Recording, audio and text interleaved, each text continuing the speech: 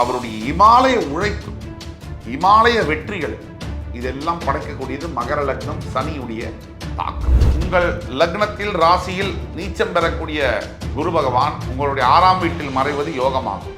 பெரிய அளவில் பணம் சம்பாதிக்கக்கூடிய யோகங்கள், நிறைய சொகுசு, நல்ல ஆடம்பர வாழ்க்கையை அனுபவிக்கக்கூடிய பாக்கியத்தை கொடுப்பார். பக்தி என்பது ரொம்ப முக்கியம். எந்த தெய்வத்தையோ, உங்கள் மனசில் இருக்கக்கூடிய தெய்வத்தின் மீது உங்களுக்கு உண்டான பக்தி. ரொம்ப ஓவரா பந்தாவா பேசுறது, ரொம்ப ஓவரா ரொம்ப ஆடம்பரமா இது பண்றது, இதெல்லாம் சனி பகவானுக்கு பிடிக்காது.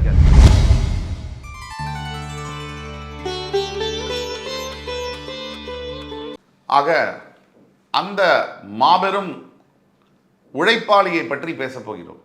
பழம்பெரும் நடிகர் சிவகுமார் அவர்களுடைய மகன் சூர்யா, ஆக்டர் சூர்யா. இப்போ அவருடைய ஜாதகத்தை எடுத்தோம்னா, உதாரணத்திற்கு மகர லக்னம், மகர ராசி, திருவோண நட்சத்திரம் 1ஆம் பாதத்தில் பிறந்திருக்கிறார். திருவோணம் 1ஆம் பாதத்தில் பிறந்தால் 10 வருட சந்திர திசை, அதற்கு பிறகு 7 வருட செவ்வாய் திசை 17 வருஷம், அதற்கு பிறகு 18 வருட ராகு திசை, 17 18 35. இந்த ராகு திசையிலேருந்து அவருக்கு, அதாவது 17 வயசுக்கு பிறகு அங்கிருந்து 35 வயசுக்குள்ள ஏற்றங்கள், நம்ம ஏற்கனவே சொன்னோம் ராகு திசை அப்படி இருக்கும்னு. அதற்கு பிறகு குரு திசை 51 வயசு வரைக்கும் குரு திசை, 35 வயசு வரைக்கும் பிறந்து 10 வருஷம் சந்திர திசை, 7 வருஷம் செவ்வாய் திசை, 18 வருஷம் ராகு திசை, 35 வயசுல குரு திசை ஆரம்பிச்சு 51 வயசு வரைக்கும் குரு திசை. அவருக்கு குரு திசையானது அவ்வளவு சிறப்பாக போகலை. ஆனால் சனி திசையானது, இப்போ சனி திசைக்குள்ளே இருக்காரு, சனி திசையானது பெரிய பெயரையும் புகழையும் வாங்கி கொடுக்குற அளவில் இருக்கும் அப்படிங்கிறத பார்க்குறோம். தவிர மகர லக்னத்தில் பிறந்தவர், சனியுடைய ஆதிக்கத்தில் பிறந்தவர், அவருக்கு ஜாதகத்திலேயே நீங்கள் பார்த்தீங்கன்னு சொன்னால் சனி பகவான் கரெக்டாக ராசியிலிருந்து 7ஆம் இடத்தில் சூரியனுடன் அஸ்தங்கதப்படுத்தப்பட்டிருக்கிறார். கரெக்டாக லக்னத்திலிருந்து 7ஆம் இடத்தில் சூரியனுடன் அஸ்தங்கதப்படுத்தப்பட்டிருக்கிறார் சனி பகவான்.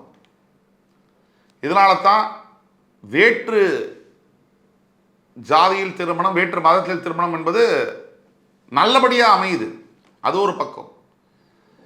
திருமண வாழ்க்கையில் சிறந்து விளங்கக்கூடியது அதுதான். சனி 7ஆம் பாவத்தில் கலத்திரஸ்தானத்தில் சூரியனால் அஸ்தங்கதப்படுத்தப்பட்டிருக்கிறார். சனி வாங்கிய சாரமும் ஒரு முக்கிய காரணம். ஒட்டுமொத்தத்தில் இந்த சாதாரண ஒரு முதல் படத்தில், திரைப்படத்தில் சூர்யாவை நீங்கள் பார்த்தீங்கன்னு சொன்னால், ஒரு நிற்க முடியாது, ஆங்கிள் தெரியாது, கேமரா தெரியாது அப்படின்னு இருந்தவர் வரிசையா பிதாமகன், காக்க காக்க, அவருடைய படங்கள்லாம் எடுத்து பார்த்தீங்கன்னா அவருடைய இமாலய உழைப்பு, இமாலய வெற்றிகள் இதெல்லாம் படைக்கக்கூடியது மகர லக்னம், சனியுடைய தாக்கம். அடுத்தபடியாக கோச்சார ரீதியாக மகர லக்னத்தில் மகர ராசியில் இருக்கக்கூடியவர்களுக்கு முதல்ல 7.5 சனி விலகுது. உங்களுடைய 6ஆம் வீட்டிற்கு குரு பகவான் போய் மறையப் போகிறார். உங்கள் லக்னத்தில் ராசியில் நீச்சம் பெறக்கூடிய குரு பகவான் உங்களுடைய 6ஆம் வீட்டில் மறைவது யோகமாகும். தன்னுடைய லக்னத்தில் ராசியில் நீச்சம் பெறக்கூடிய கிரகம் மறைவது கெட்டவன் கெட்டிடில் கிட்டிடும் ராஜயோகம். அவ்வளோதான். இதற்கு பிறகு உங்களுடைய 8ஆம் வீடு என்று சொல்லக்கூடிய சிம்மத்தில் கேது வரப்போகிறார். இப்போ தனஸ்தானத்தில் ராகு, 6ல் குரு, உபதயஸ்தானத்தில் சனி, அஷ்டமஸ்தானத்தில் கேது. இதில் 8ஆம் இட கேதுவை தவிர மிச்ச எல்லா அமைப்பும் உங்களுக்கு ஃபேவரபுளாக தான் இருக்குது. 8ஆம் இட கேது மட்டும் உடல் ஆரோக்கியம், சிறு சிறு விபத்துகள், அங்கே ஜாகிரதையாக இருக்கும். இந்த உபதேஸ்தான சனி பிளாட்டினம் பீரியட் என்று சொல்லக்கூடிய வாழ்க்கையில் மிக சிறந்த 2.5 வருஷத்தை நோக்கி நீங்கள் பயணப்படுறீங்க. உங்களுடைய 2ஆம் இட ராகு எதிர்பாராத பொருளாதாரத்தில் மிகப்பெரிய அளவில் பணம் கிடைக்கக்கூடிய, கடனெல்லாம் தூள் தூளாக உடஞ்சி பெரிய அளவில் பணம் சம்பாதிக்கக்கூடிய யோகங்கள், நிறைய சொகுசு, நல்ல ஆடம்பர வாழ்க்கையை அனுபவிக்கக்கூடிய பாக்கியத்தை கொடுப்பார். 6ஆம் பாவத்தில் மறையக்கூடிய குருவினால் எதிரிகளை நீங்கள் வெல்வீர்கள். எப்பேற்பட்ட எதிர்ப்புகளையும் எதிரிகளையும் ஜெயிக்கக்கூடிய யோகம் உங்களுக்கு உண்டு இந்த வருஷம். எவ்வளவு நம்ம பேசினாலும் உங்களுடைய ஜனன ஜாதகத்தில் சனி பகவானுடைய அமைப்பு, அவர் வாங்கிய நட்சத்திர பாதம், இன்னும் பல விஷயங்கள், லக்னாதிபதியாக இருக்கக்கூடிய சனியுடைய பார்வை, சுபகிரக பாவகிரக தொடர்புகள், பாவங்களில் அவர் இருக்கக்கூடிய நிலை, டிகிரிஸ், இதெல்லாம் வைத்து தான் துல்லியமான பலனை சொல்ல முடியும். கீழே கொடுக்கப்பட்டுள்ள வாட்ஸ்அப் நம்பரில் எங்களை தொடர்பு கொண்டு தயவு கூர்ந்து நீங்கள் பேசும்போது உங்களுக்கான பலன்களை மிக துல்லியமாக சொல்ல கடமைப்பட்டு காத்து கொண்டிருக்கிறோம். அது மட்டும் இல்லை, எங்களால் எல்லாருக்கும் உடனே பதில் சொல்ல முடியலன்னு மன்னிப்பு கேட்டுக்கிறேன். ஏன்னா நிறைய பேர் காண்டாக்ட் பண்ணுறதுனால எங்களால் எல்லாரையும் டக்குன்னு அட்டன் பண்ண முடியல. இருந்தாலும் நாங்கள் எக்ஸ்டெண்டட் ஹவர்ஸ் நிறைய நேரம் உங்களை வேலை செய்கிறோம். எங்களால் முடிஞ்ச வரைக்கும் நாங்கள் ஒர்க் பண்ண பார்க்குறோம், இன்னும் எக்ஸ்டெண்ட் பண்ண போகிறோம். அதனால் உங்களுடைய சேவை உறுதியாக கிடைக்கும். எந்த விதமான பயமும் தேவையில்லை. உங்களுடைய பர்சனல் ஹாரோஸ்கோப்பை அனலைஸ் பண்ணி உங்களுக்கான எதிர்காலத்தை நீங்கள் கரெக்டாக ப்ரிடிக்ட் பண்ணுறதுக்கு பண்ணிக்கலாம், ஆன்லைன் அப்பாயின்மெண்ட் வாங்கி. அதனால் எந்த கவலையும் வேணாம். கீழே கொடுக்குற வாட்ஸ்அப் நம்பரில் தொடர்பு கொண்டீங்கன்னா எங்கள் ஸ்டாஃப் பேசுவாங்க. நீங்கள் இப்படி நினைக்காதீங்க, ஸ்டாஃப் சில சமயம் கால் அட்டன் பண்ணலைன்னா அதுக்காக நான் ரொம்ப வருத்தத்தை தெரிவிச்சுக்கிறேன். இருந்தாலும் அவங்களுக்கும் வேலை பலு, அவ்வளோ பேர் கூப்பிடுறதுனால சில சமயம் கால்ஸ் மிஸ் ஆகிடுது. ஆனால் அவங்க திருப்பி கூப்பிடுவாங்க உங்களை. அதனால் எந்த கவலையும் தேவையில்லை. அடுத்தது சனி பகவான் தரக்கூடிய சசமகா யோகம். எவ்வளவோ தலைவர்கள் அரசியல் துறையில் இருந்தாலும் கூட, சிறு பஞ்சாயத்தில் ஆரம்பித்து மிகப்பெரிய பிரதமர் வரைக்கும் இருந்தாலும், ஜனாதிபதி வரைக்கும் இருந்தாலும் கூட, சசமகா யோகம் என்றது பிறந்தவர் கோடி வாழ்ந்தவர் கோடி, மக்களின் மனதில் நின்றவர் யார்? ஒரு எம்ஜிஆரை போல, ஒரு கலைஞர் கருணாநிதியை போல மக்களின் மனதில் நின்றவர் யார்? அதுதான் முக்கியம். எத்தனையோ தலைவர்கள் வந்திருக்கலாம், போயிருக்கலாம். காமராஜர், எத்தனையோ முதலமைச்சர் வந்திருக்கலாம். காமராஜரை போல் ஒரு முதலமைச்சரை கண்டதுண்டா? அந்த மாதிரி அந்த யோகங்கள் சனி பகவானுடைய தாக்கம் இல்லாமல் வர முடியாது. அழியாத வரலாறு படைக்கணும் நீங்க அப்படின்னா சனி பகவானுடைய சசமகா யோகம் தேவை. சனி பகவான் தரக்கூடிய மற்ற ராஜயோகங்கள், அதிகார பதவிகளில் அமர்த்தக்கூடியவர் சனி பகவான். மாஸ் பீப்புள், வெகுஜன மக்களை குறிக்கக்கூடியவர் சனி பகவான். போய் ஒருத்தர் ஸ்டேஜில் நின்று, அன்பிற்குரிய தோழர்களே, என் உயிரிலும் மேலான அன்பு உடன்பிறப்புகளே, இன்னொருத்தர் சொல்லுவார் என் நெஞ்சில் குடியிருக்கும் அப்படின்னு சொல்லும் போதே விண்ணை பிளக்கின்ற சத்தம். இதெல்லாம் எப்படி வரும்னா சனி பகவான் தரக்கூடிய யோகம். அது மட்டுமல்ல, விளையாட்டுத்துறை, மருத்துவத்துறை, இதிலும் சனி பகவானுடைய துணை இல்லாமல் ஒரு டெண்டுல்கரோ, ஒரு கவாஸ்கரோ, விராட் கோலியோ வரவே முடியாது. கிரிக்கெட் மட்டுமல்ல, இப்போ குகேஷ், நம்ம செஸ் சாம்பியன், பெருமை கொள்ளக்கூடிய ஒரு தமிழன், உலக செஸ் சாம்பியனாக விளரக்கூடிய இந்த நேரத்தில் ஒரு சின்ன வயது பையன் அங்கே போய் உட்காந்து சாதிச்சிருக்காரு.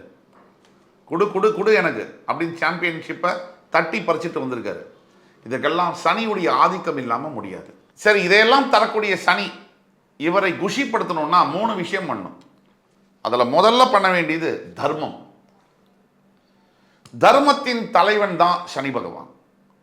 எதிர்பார்க்காம நாம் செய்யக்கூடிய உதவிக்கு பேர் தர்மம்.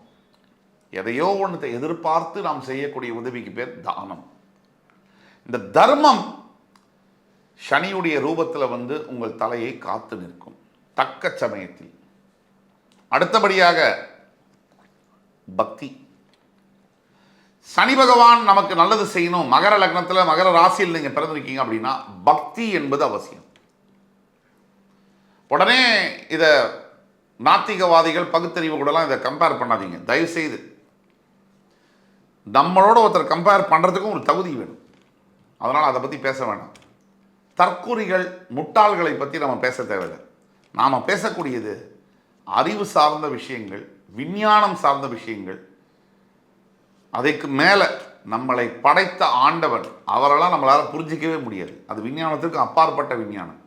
அதனால் பக்தி என்பது ரொம்ப முக்கியம். எந்த தெய்வத்தையோ, உங்கள் மனசில் இருக்கக்கூடிய தெய்வத்தின் மீது உங்களுக்கு உண்டான பக்தி, உங்கள் தாய் தந்தையரின் மீது உங்களுக்கு இருக்கக்கூடிய பக்தி, உங்களுக்கு கல்வி கொடுத்த ஆசிரிய பெருமக்களின் மீது உங்களுக்கு இருக்கக்கூடிய பக்தி. இன்னைக்கு இப்போ உள்ள தலைமுறையை பார்க்குறோம், எல்லாரையும் சொல்லலை, ஒரு 75-80% பக்தியா அப்படின்னா என்னன்னு கேட்குறாங்க. அவங்களுக்கு வாழ்க்கை வந்து ஏன் அப்படி கேட்குறாங்க அப்படின்னு நீங்கள் ரொம்ப யோசித்து பார்த்தீங்கன்னா, பசி தெரியாது, உலகம் தெரியாது, வாழ்க்கை தெரியாது, வாழ்க்கையில் வலினா என்னன்னு தெரியாது. ஏன்னா பிறந்ததுலேருந்து அம்மா அப்பா என்ன பண்ணுறாங்க, பப்பு சாதம் சாப்பிட்றா அப்படின்னு ஊட்டி வளர்க்குறாங்க. அப்போ பதம் பார்த்திடாத வாழ்க்கையை பார்த்திடாத உள்ளங்கள் பக்குவம் அடைய வாய்ப்பே இல்லை. அதனால் பக்தி வரவே முடியாது. பக்குவப்பட்ட நிலையில் தான் பக்தி வரும். ஒரு 20% இளைஞர்கள் மிகப்பெரிய அளவில் ஆச்சரியப்பட வைக்கக்கூடிய அளவில் குணாதிசயங்களை பெற்றிருக்கிறார்கள் இன்றைய இளைஞர்கள். அது பெருமைக்குரியது. ஆக இளைஞர்களுக்கு இன்றைய முக்கியமான செய்தி என்னன்னா, பக்தி, கமிட்மெண்ட், டெடிகேஷன். எதை எடுத்தாலும் கிண்டல் பண்ணுறது, எதை எல்லாத்தையும் கேலிக்கு உண்டாக்குறது, எல்லாத்தையுமே ஜாலியாக பார்க்கறது.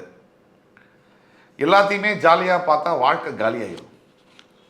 எதை சீரியஸாக பார்க்கணுமோ அதை சீரியஸாக பார்க்கணும், எதை ஜாலியாக பார்க்கணுமோ அதை ஜாலியாக பார்க்கணும். ரெண்டும் இந்த பேலன்ஸ்டாக இருக்கணும்.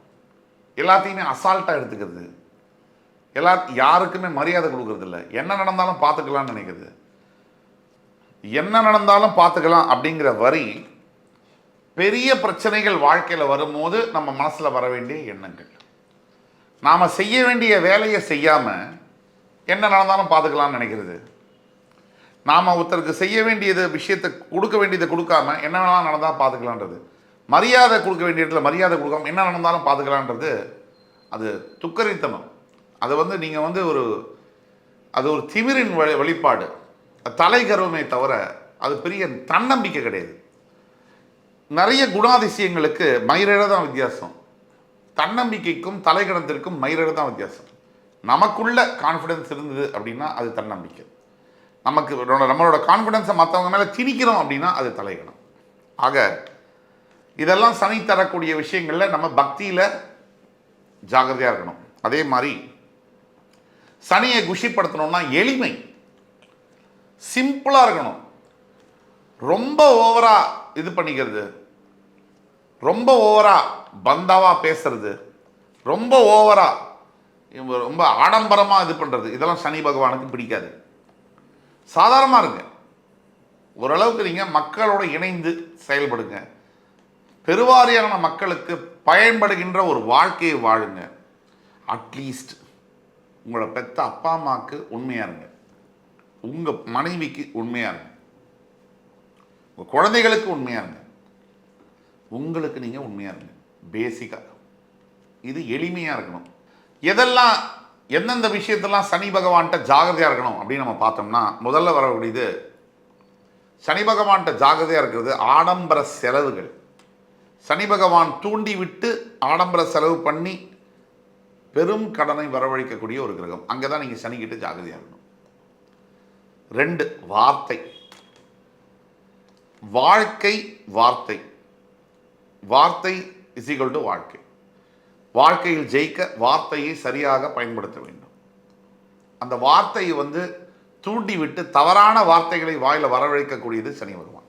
அப்போ சனி பகவான்கிட்ட வார்த்தையில் நீங்கள் ஜாகிரதையாக இருக்கணும். ஆக இத்தனை விஷயங்கள் மகர லக்ன மகர ராசி என்பவர்களுக்கு இந்த 19 ஆண்டு கால சனி திசையானது உங்களுடைய சுயஜாதகத்தை பார்க்கணும். பார்த்த பிறகு இன்னும் உறுதியாக, இன்னும் கனகச்சிதமாக உங்களுடைய எதிர்கால வாழ்க்கையை துல்லியமாக சொல்ல முடியும் என்று என் உயிரினும் மேலான மகர ராசி அன்பு பெருமக்களுக்கு மறுபடியும் உங்களை சந்திக்கும் வரை உங்களிடமிருந்து விடைபெறுவது உங்கள் சுபாஷ் பாலகிருஷ்ணன். நன்றி, வணக்கம், வாழ்க வளமுடன்.